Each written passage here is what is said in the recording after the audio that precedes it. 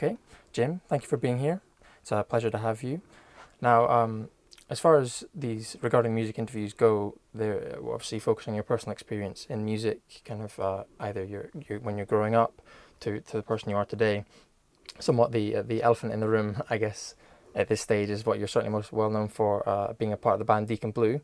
Obviously playing keyboards in what I believe you call your kitchen, up at the back of the stage there, as I've heard you refer to it.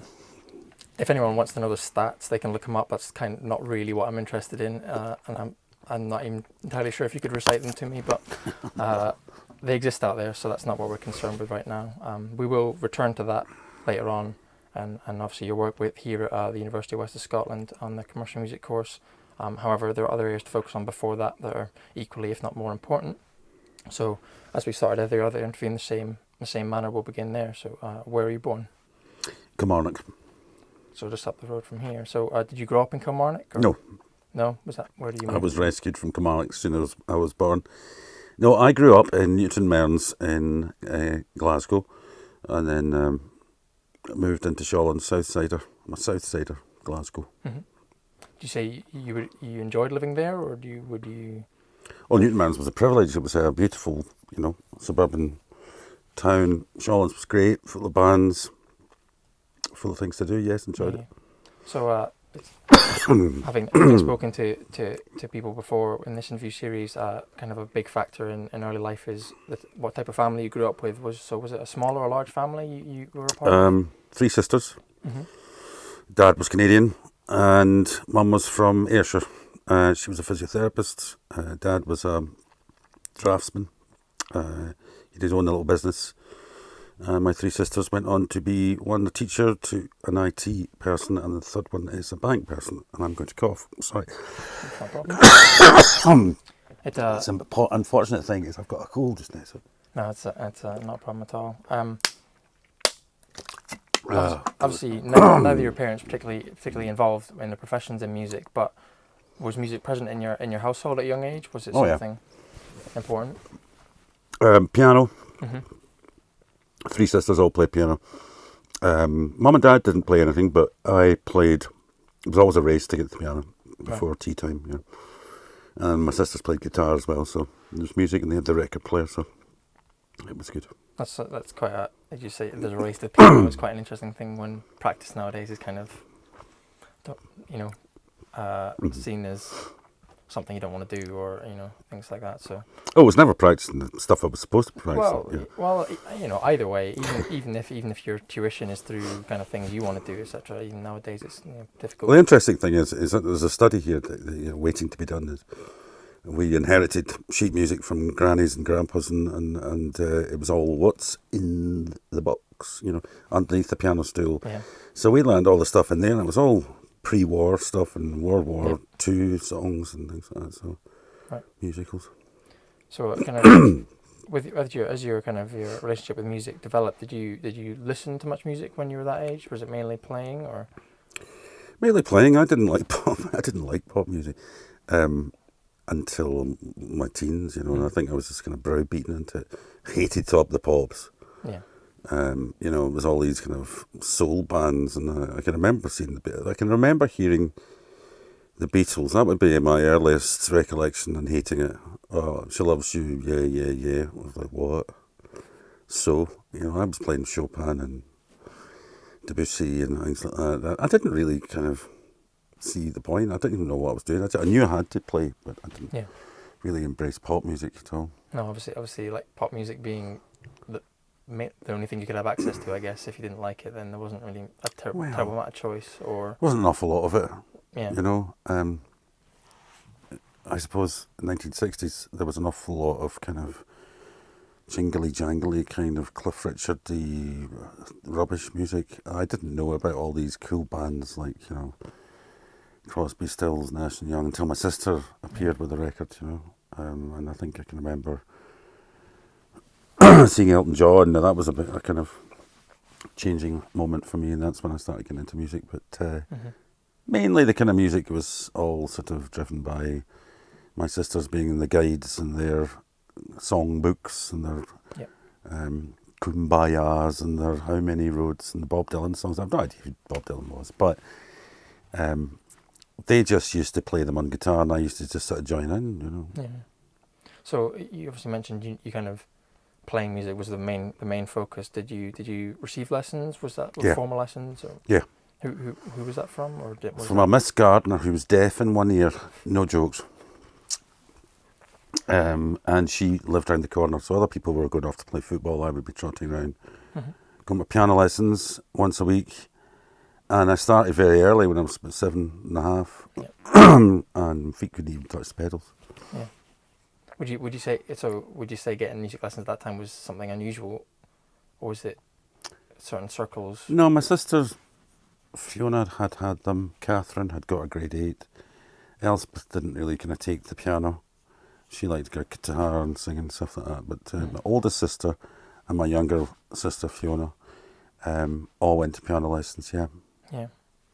So you obviously mentioned that you were obviously interested in playing music, etc. Did you see yourself continuing music as a career when you were that age? Did you think it was something possible? I don't know what it was. I know it's a disease, you know, it's like something in you. That it wasn't really until I would say I was about 17, 18, that I met a guy called Alan Thompson, who went on to be John Martyn's bass player. Yeah, right. I had done some stuff at school for school shows, like all our first years here have done stuff for, you know, like I was part of the school show. And I'd had a kind of an attempt at a band. We played Honky Tonk Woman in the Christmas show at school, and I was asked to, I had to sing it. Yes, I had to sing it. And I had a Hammond organ, but it was an old kind of front room Hammond organ, you know, like kind of bzzz, kind of sound. And I had to sing it, and one of the lines, children, was try to take me upstairs for a ride, and the front row was the Bishop of Glasgow, and the rector asked me to go to his office on the Monday with a copy of the lyrics, and I got caned across my arse. That was my first experience of rock and roll, and the rebellion started there. Yeah, it's never really stopped, has it? So you obviously you attended primary school up to that age of 18, 17, yeah, 18, I guess. I'd gone to normal primary school, normal secondary school. Well, not normal. We burnt it down. And I never really. There was one piano teacher, music teacher at school, but I never studied music at school because you had to do physics, you know, in its place. And while I did kind of associate myself with the piano department, because there was a music department, there was nothing there. There was no electronic keyboards. There was nothing. It was just a piano, you know. And then the school burnt down, Wood Farm Secondary burnt down, and then I had a sort of bout of illness of glandular fever, and I had a lot of time off school. And then my mum decided that it would be a good idea if they sent me to private school. So I went to Glasgow Academy for my sins from 3rd year, 4th year, 5th year, 6th year, 4 years. Right. And that's when you went to school dressed like a soldier once a month and had to traipse through school. It was private school, all boys school. Yep. Very intimidating, but it was because it was right in the centre of Glasgow, and I was from Little Newton Mearns on the village outside Newton Mearns, and you had to get the number such and such bus. But what it did was it allowed me to know Glasgow really, really well, street by street, you know. It's at Kelvin Bridge, and the school was not very musical, apart from one guy called Bill Ritchie, who was the organist at Glasgow Cathedral, and he smoked. And he was a bit of a rebel. A wonderful, wonderful guy who spotted whatever it is I had and suggested that I get a band together. And so I got a band together, and I spent all my breaks, 4th year, 5th year, in the music department, which he let me use, and until we got complaints at the noise of the drums and the noise of the amps. As always. It was a guy, now who was in it? Andy, guitar player, who is now, not now, but is in Primal Scream. Right. That was my first guitar player, and then nothing really, because, you know, when you're in a private school, your friends live in India, you know, and Aberdeen and, you know, London. So it was only 3 or 4 friends. So I lost all my kind of secondary school friends because of that. Yep. And then I met Alan Thompson, who basically was a long-haired guy with big jumpers and a bit of a hippie, and had a band called the Arthur Trout Band. Right. And that's when it all kind of Came together. started. Yeah. So I was just interested in your education still. Kind of when did that end? Did you attend higher education, or was that just when you No, came I into was secondary useless school? at school.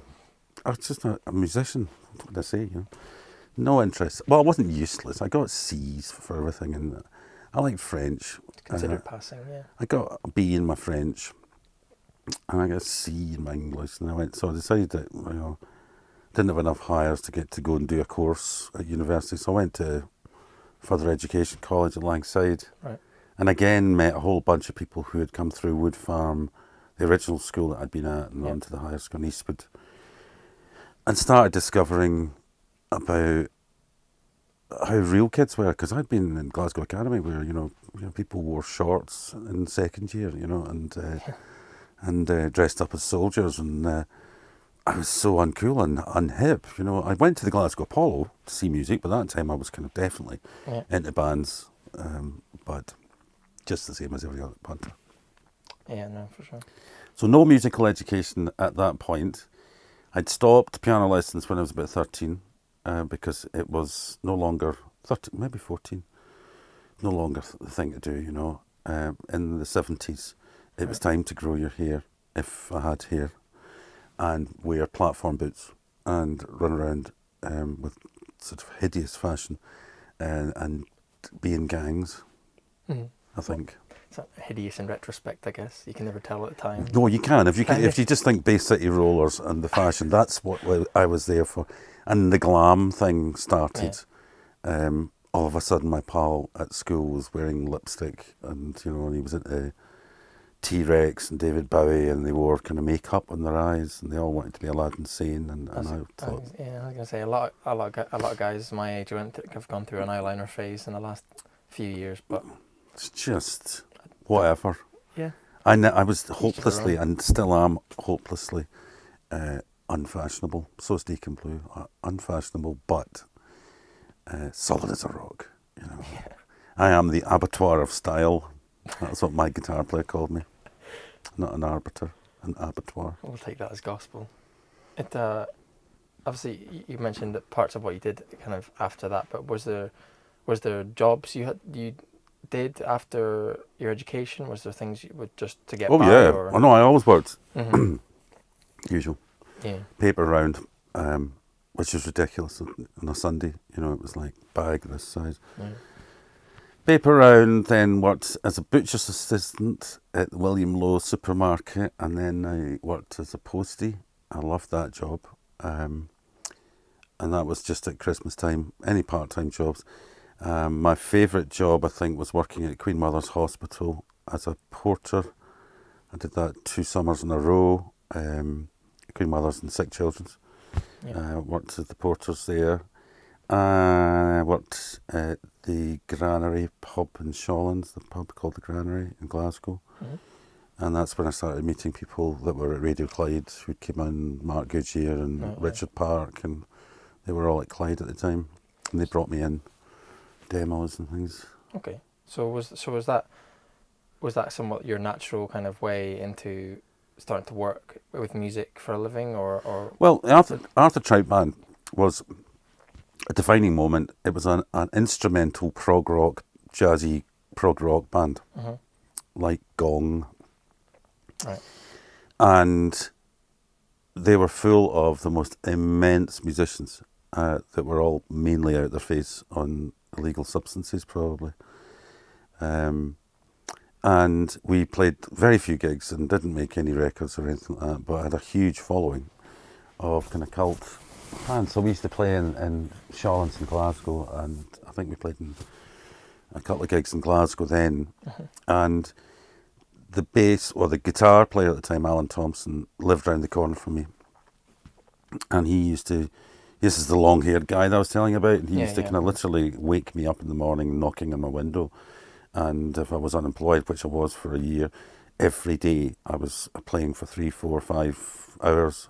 He drove me, and we would learn unbelievably complicated pieces of music that were I'd never heard of before. These guys, Steely Dan, who are they? And we had to learn jazz rock stuff, Bill Bruford things, UK Was stuff. this all by year or By year? Yeah, of course. Yeah, I'm just listening to a record, playing it back and learning the part, and then turning up for rehearsal and playing incredibly complicated timings and signatures and stuff. And Right. eventually my mum bought me Fender Rhodes.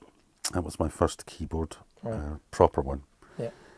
Which was about 500 quid then, so Mm-hmm. it's probably about £2,000 really. Yeah, no, for sure.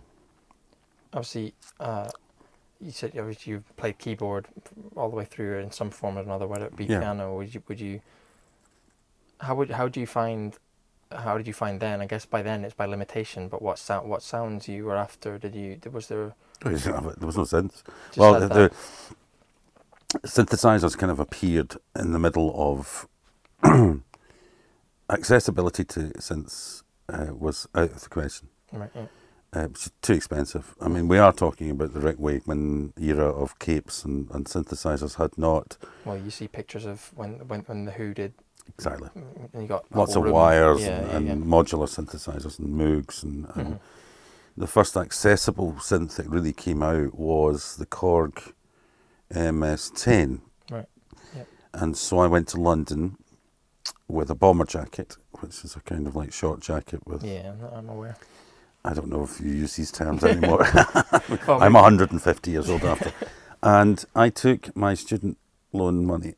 No, I didn't. I took money that I'd saved up, children, and sewed it into my inside jacket pocket because I was going to London to buy a synthesizer because you had to go. You had to.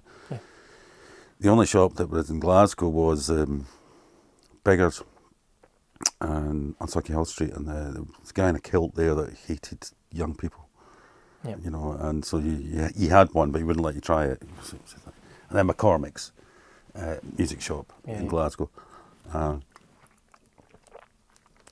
So I went to London with this money sewed into my pocket because I thought, you know, I'm going to be raped. It's London, you know. I've seen it on the television. They kind of, you come off there and you go, oh, skyscrapers and everything, you know. And then it's hold this drug for me, and then you get arrested and you get raped and things like that. So I was looking forward to that. So I went down there and got my synthesizer. I remember cutting my pocket open in the shop, and the guy behind the counter going, "What?" I counted out, there's 1, 2, and that was about £250 or something like that. So it wasn't cheap to me. And off I went with this box and my pal Alan back to Euston because I didn't want to go anywhere else. You know, I just wanted to go down there, get that, and come home. So we did that, and I walked the entire length on a Saturday of Oxford Street, not realising that there was a tube station right there at Charing Cross. I walked past that one and walked right the way along to Oxford Circus on a Saturday afternoon with a box about this size. And then sat on it in Euston Station until the last train home. I got back to Glasgow, and there's a couple of funny stories. Yeah, my Saturdays basically were going into Glasgow and going to McCormick's music shop on Bath Street, and annoying everybody by sitting in the keyboard department playing all the new synths that were coming out. Yeah. And then my world exploded when the Prophet 5, sequential circuits Prophet 5 and the Yamaha CSAT and the Roland synths, the polyphonic synthesizers. Now, people don't realise it. In 1977 or 8, you can only play one note. Yeah. That's it. If you split the oscillators, you could get 2. And it sounded pretty hideous. Very sort of BBC radiophonic workshop at that time. But McCormick's had these synths, and when they arrived, my God, everybody was talking about it. I had a poster of a synth on my bedroom wall. $5,500. the Prophet Five was. £5,500. The average salary was 12,000. Yeah. So, what would that be now? 20,000, 15,000 at least. Yeah. At that stage, my Saturdays were going to the music shop, and the guy there called Gus would let me downstairs. An old man, Mr. McCormick. He was a bastard. He used to sit in his chair with a whistle, and when they allowed you to go down to the music department, which was in the basement, they had to unlock the door to let you in. And I would just sit there with headphones on for an hour, and Gus would let me, but if Mr. McCormick was there, he would blow a whistle, and the guy would arrive at the door saying, "That's your time up." So you were actually only allowed it for a certain amount of time.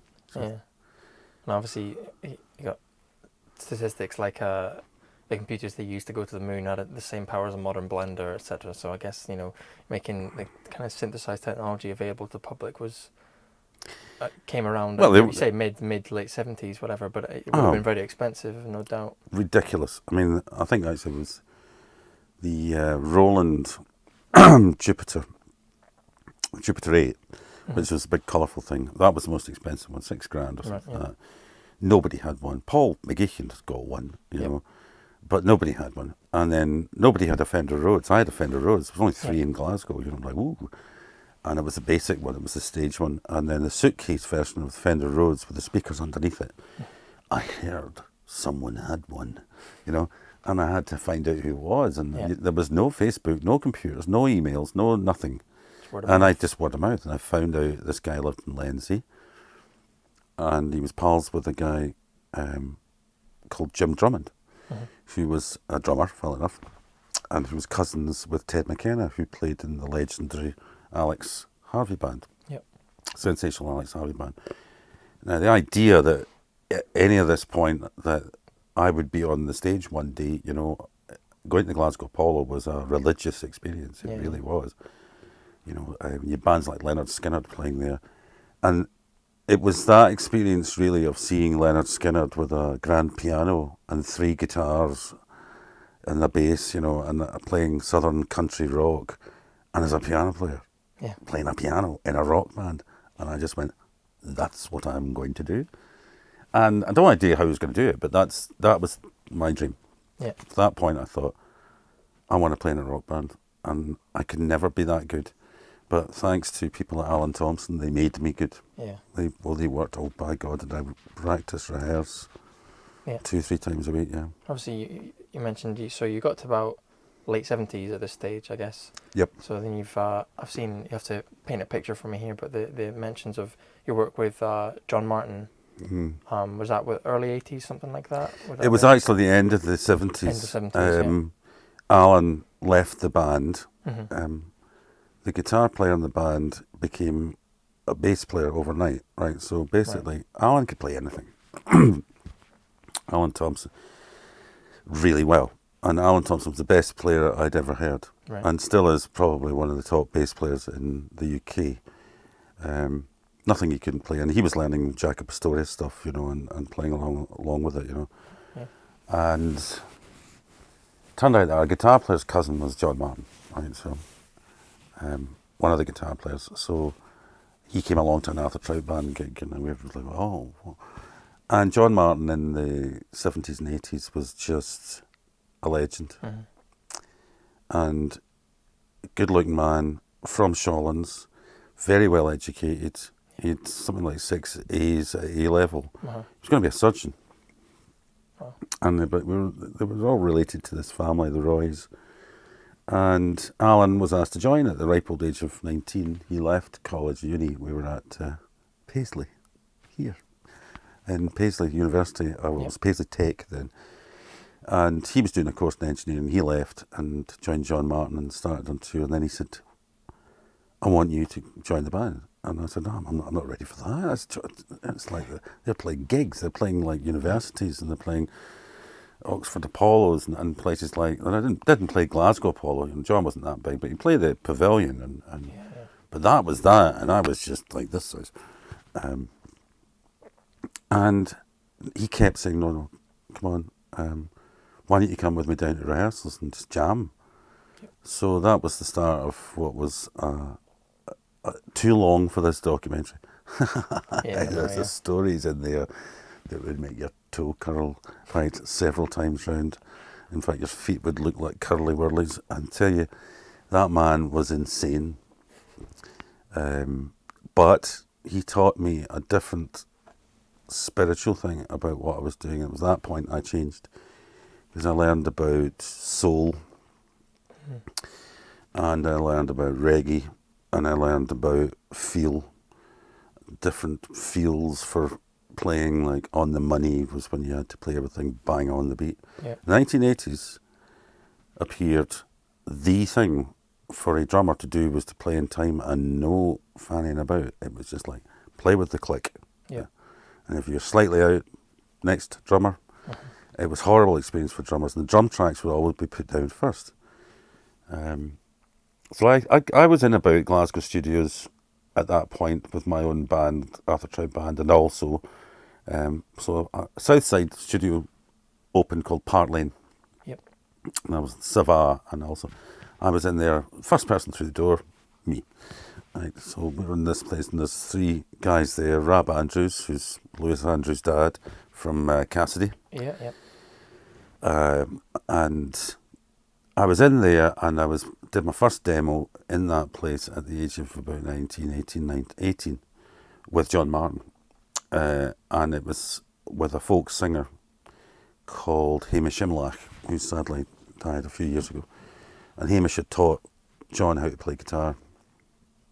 And Hamish used to be a member of a band called the Humble Bums, which Jerry Rafferty was in as well.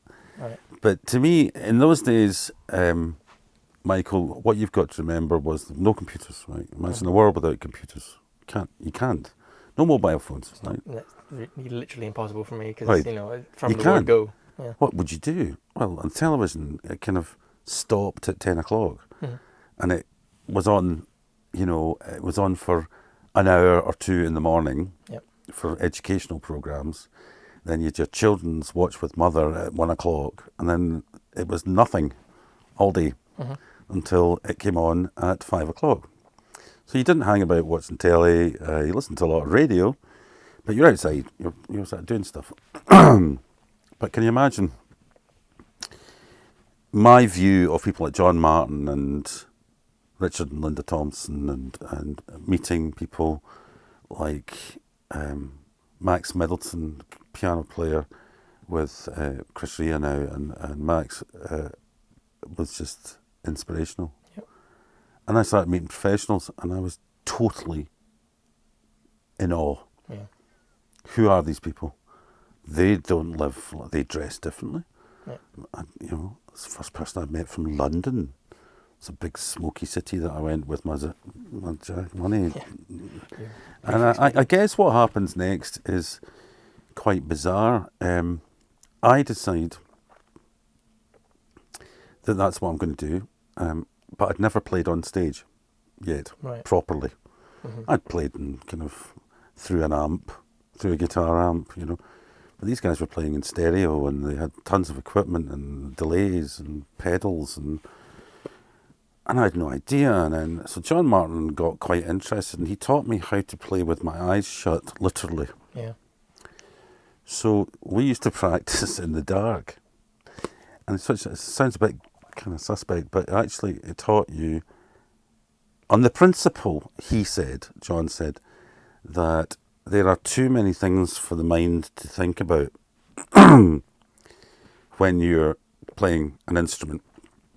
Your eyes are watching, and your hands, they're computing, and they're making decisions, and they're telling you when to play and how fast and in what time you should play that chord and this chord. Yeah.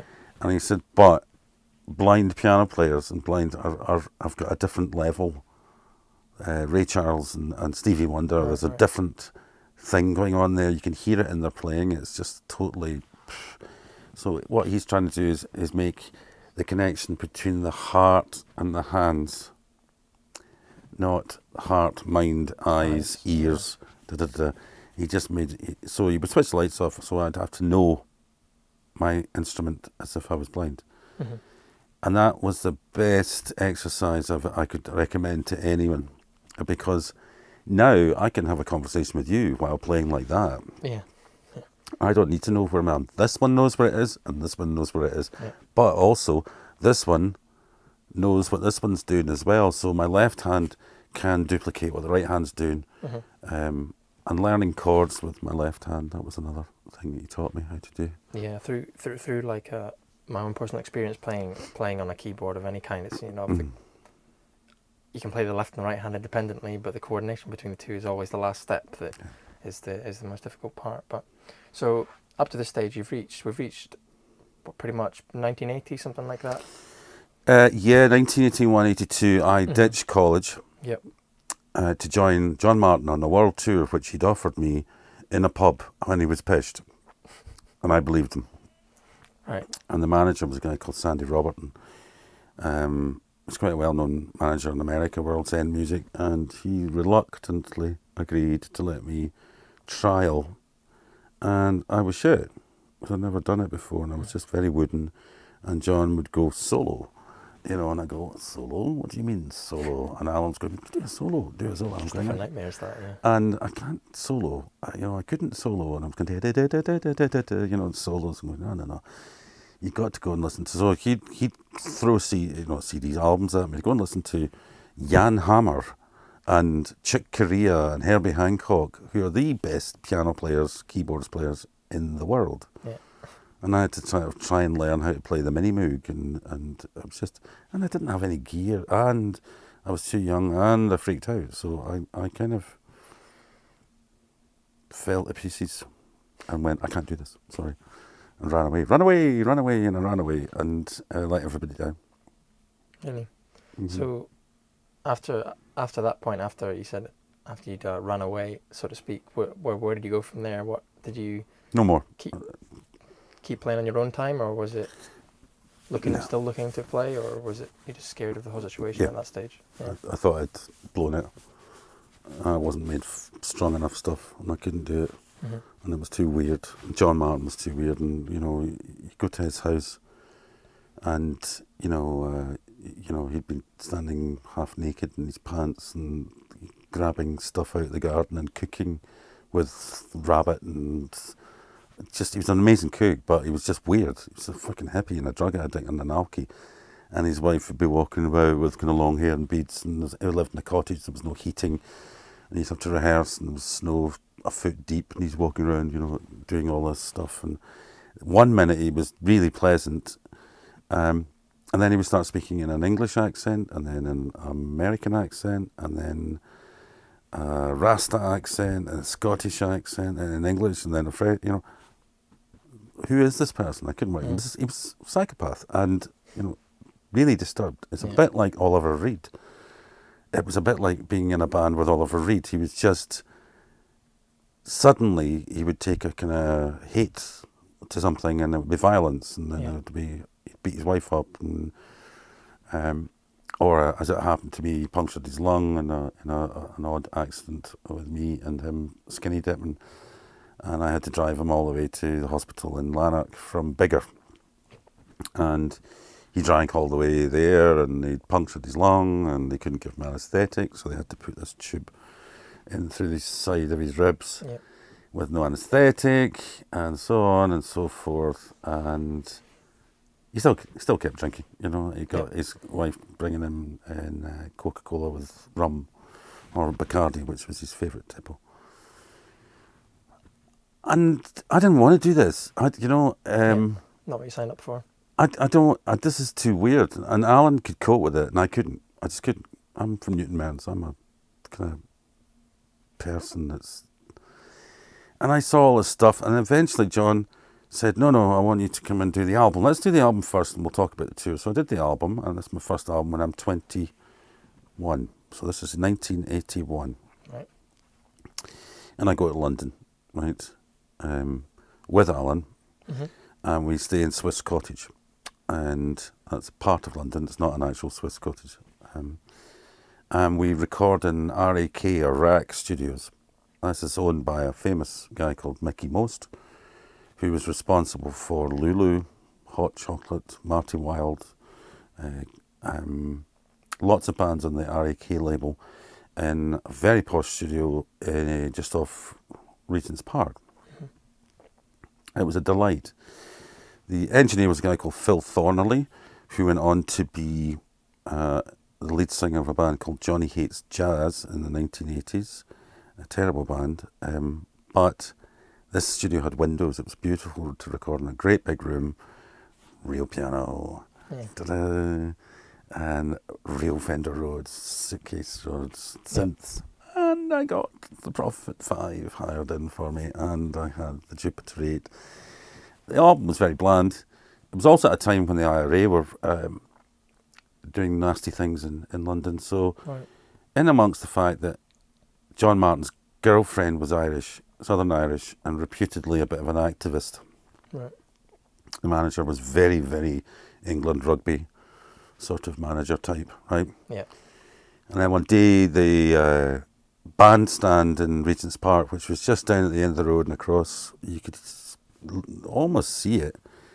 People were blown up there with nail bombs, old people sitting watching a lunchtime concert, and the bomb went off, and at the same time a bomb went off at the barracks, Chelsea Barracks at Hyde Park, and the famous one, the horse gets hit by nails, and that all happened while I was recording. And there was a big fight between John Martyn, who was protecting Annie, and the manager. It was just weird. There was this guy called Lucky, a black guy, used to come in with about this amount of grass, as was marijuana, for John Martyn to smoke, and he cooked Jamaican food and things like that.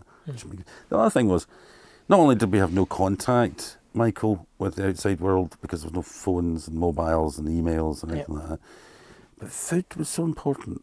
And food to me was mince and tatties and stuff like, I'd never had a curry. By 21, I had never had a proper Glasgow curry, as in gone to an Indian restaurant. Yeah. I'd eaten Chinese food, I can do that. Right. And that was it. Italian, it's all right, it's going to be pasta and tomato of some form. But this was Jamaican, and we're having goat and ackee and saltfish for tea. And I'm like, all right. And we sneak out and go to McDonald's. Get some chips. Yeah, we get some chips and a Big Mac and stuff with it, and come back and go, yeah. And I just, that's what I lived on, McDonald's, because I couldn't handle this. I just couldn't handle it. Eventually the album came out. It was called Well Kept Secret, and it was John's departure from Island Records. He'd gone to Warner Brothers, so it was and it sold tons. It's the biggest selling album he's had, but it's not his best. So I'm all over it. So do not play safe. Don't take attention to yourself. Yeah. Oh well, I mean what an experience that was. You know, your first ever record in London. Ronnie Scott was playing sax. Eric Clapton was playing guitar. Phil Collins came in, and all these pals of his, and I'm going, my God, that's Phil Collins. He was the nicest guy I've ever met in the music industry, as far as he should be. He's just dead normal. Pedestal, but then you meet him and he's just dead normal. Yeah. He's very, very affable, chatty, and normal, and likes football and rugby and things like that you could talk about. Yeah, normal stuff. Normal stuff, yeah. But John was just so out there, and he knew, that he was just so deep and so troubled and consistently. So there was never a let up, I guess. There would be moments where he appeared to be in control, sober and focused. But there was something else under there that was just bubbling away that I felt very nervous about, and it was just him, basically, and I felt intimidated with him. So when it came to the tour, again, this time had been my second bite at the apple. Yeah. Alan had managed to convince John that the best idea, rather than touring, was to get me to do the record, so we felt part of the team. The tour had to come. And I said, no, before you even start, I said, I'm not touring. Can't do that. And John used to say, well, at least do a couple of shows, three or four shows with me, and get a taster for it. So played Cumbernauld Theatre with just him and me, Queen's Hall in Edinburgh with just him and me, and a gig down in Lakeside, Ambleside in Lake District, just him and I. And the magic was there. It was really when I'd learned John Martyn songs since I was 17. I loved John Martyn and playing his music. Oh, it is heaven to play because it's so feely, so moody and so bluesy and lots of echoey guitar and brilliant gravelly vocals, and but he was mad. So that was the end of that. So you said you did those shows. Did you continue with the rest of the tour? Was there? No, he kept saying, do the tour, do the tour. Every show when we were playing, he said, do the tour, do the tour. To the extent that he threw a beer bottle at me as I was playing. I don't think it was full, but I mean, I don't think it didn't intend to be that close to my head. Yeah. But that kind of made my mind up. I said, no, he's a psychopath. You know, I can dabble with this, but I'm not doing the whole band. And I did some shows in Southern Ireland with him as well, and a couple of BBC things came up when we did a show with him. But I still hadn't really done a proper stage tour. Yeah. And I took a part-time job as in a bar in the Granary, where eventually I became the bar steward. And this is a kind of trendy, oldie pub in Shawlands in Glasgow, south side. But it was very trendy with the people from Radio Clyde.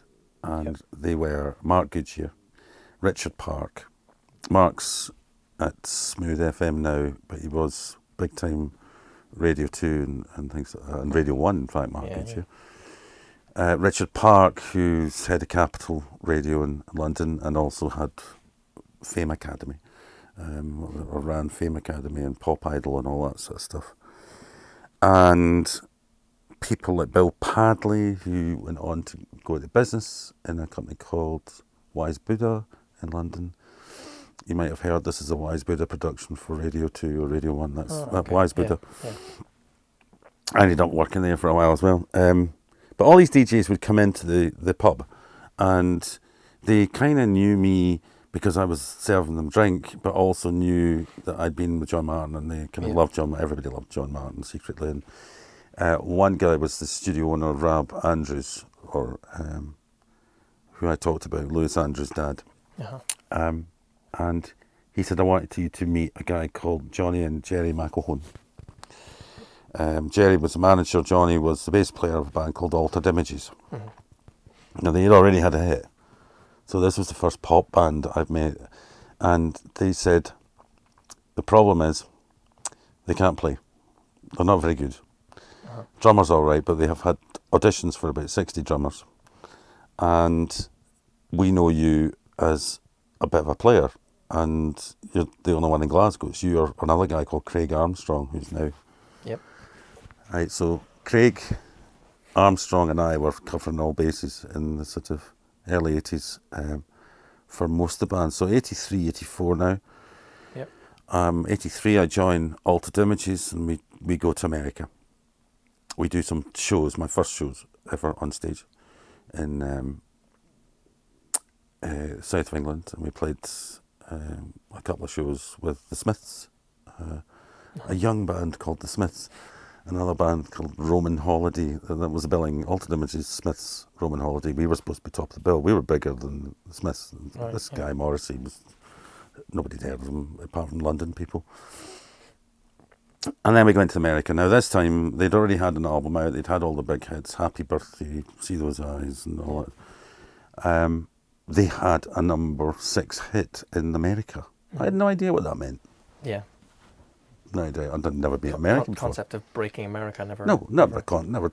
I'm just a piano player, right? So I'm just doing 2 synths, and it's like 2 fingers, and that was about as hard as it got. This is great.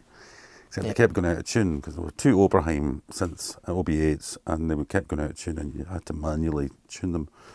And I toured the States with them. They were going to split up. I kept them together. Believe me, I kept them together. I said, I'm in America. For the first time ever, I stay in a hotel on Sunset Boulevard, the same one that Spinal Tap do their interview by the pool. I'm staying there. I'm in the pool. And we do gigs in Los Angeles, San Francisco, San Diego, and then we drive from San Francisco to Minneapolis, which takes 2 days. and there's roughly about 6,000 miles, right? And we go through all the things you've seen on the movies. You know, that road that goes through Utah, the one with the big cowboy kind of statues. Yeah, we're on that road. Salt Lake City, 6 o'clock in the morning. Salt Lake Flats, there it is. Rocky Mountains. I've done it, guys, you know. I haven't done Route 66. We go right the way across there and up to Minneapolis, Chicago, Detroit, Toronto, down the East Coast, Washington, Philadelphia, and then back to New York, which was something else altogether. New York, I had the shits in. I just totally intimidated by the fact I was in New York in a Greyhound bus, right? We toured in a Greyhound bus. And the gig was in a place called the Ritz, which was about the size of the O2 Academy in Glasgow, right? And standing at the side of the stage is Blondie. Yeah. And Chris and a couple of other kind of new wave bands that I'd never heard of. Some band called the New York Dolls. Never heard of them. You know, I still... Probably for the best at that stage. Well, at that stage, Blondie, I hadn't really heard of her either. You know, I wasn't really into my trade. You know, I was still listening to bands like Camel and progressive rock bands. I liked nice things like James Taylor and stuff like John Martyn, which everybody hated. They were all pure pop, this was. And so Claire Grogan, she looked after me and gave me the right clothes to wear and greased my hair and gave me shades. And I don't know. This band were sitting with a number 6 hit in the States, and they decided it would split up.